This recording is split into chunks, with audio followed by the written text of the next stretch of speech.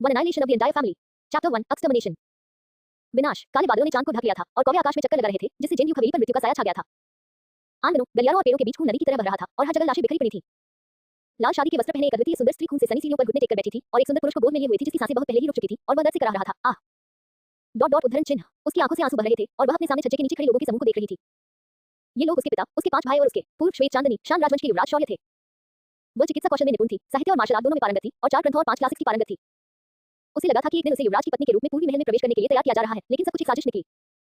Dot dot तुमने उन्हें क्यों मार डाला? क्यों? उन्होंने उसे अपनी आखिरी इच्छा भी क्यों नहीं पूरी करने दी? ईसा, इसी क्षण पानी जैसे नीले रंग के ब्रोकेड वस्त्र पहने एक व्यक्ति धीरे-धीरे सीढ़ियों से नीचे उतरा। अपने हाथों को पीठ पर बांधे और आकर्षक चेहरे वाले इस व्यक्ति को युवराज शौर्य के अलावा और कोई नहीं जानता था। ईसा ने पीछे मुड़कर उसे देखा। मैं तुम्हें बताता हूं कि यह तुमने क्यों किया। उसकी आवाज बहुत कोमल थी, भावहीन। हालांकि उसके हाथ में एक तेज तलवार थी, फिर भी वही दयालु सम्राट जैसा दिखता था। फिर भी ईसा को उसे घृणा गई। युवराज शौर्य ने कहा, क्योंकि तुम शेन परिवार की सबसे बड़ी वेद पुत्री हो ही नहीं। क्या? ईसा का शरीर अकड़ गया और अविश्वास से शेन परिवार के सदस्यों को देखते हुए उसकी आंखें चौड़ी हो गईं। क्या युवराज ने जो कहा वह सच है? हाँ, तुम हमारे शेन परिवार की बेटी नहीं हो।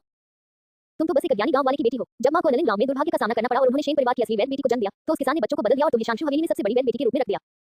चचेरी बहन कनिका हमारे शेन परिवार की असली वैद बेटी है। ये बात शेन परिवार के सबसे बड़े वैद पुत्र राहुल ने कही।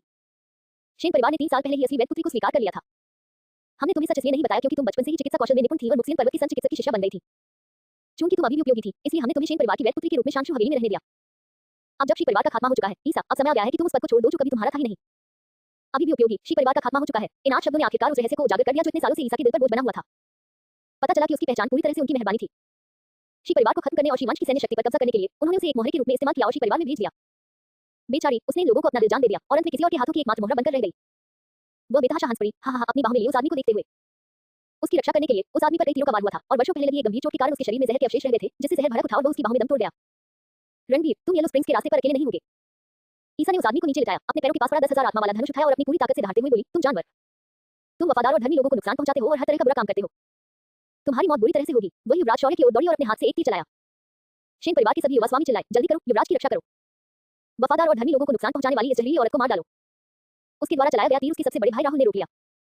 उसके सबसे सम्मानित पिता ने तलवार से उसके शरीर को भेद दिया। जिन भाइयों ने उसे सबसे ज्यादा प्यार किया, उन्होंने उसके दिल में 10,000 तीरों की बौछार कर दी। ईसा बुरी तरह गिर पड़ी और कौवों का झुंड उस पर टूट पड़ा और उसका मांस नोचने लगा। उसकी आंखें गुस्से से चौड़ी हो गईं। होश खोने से ठीक पहले उसने कनिका को अपने सामने प्रकट होते देखा। फीनिक्स के वस्त्र पहने कनिका ने विजय भाव से भरी आंखों से उसकी ओर देखा और कहा, बहन, इतने सालों तक एक महान परिवार की सभ्य और गरिमापूर्ण महिला बनने के लिए आपने जो मार्गदर्शन दिया, उसके लिए धन्यवाद। और जब मैं छिप रही थी, तब आपने मेरे चेहरे का जन्मचिन्ह भी ठीक कर दिया।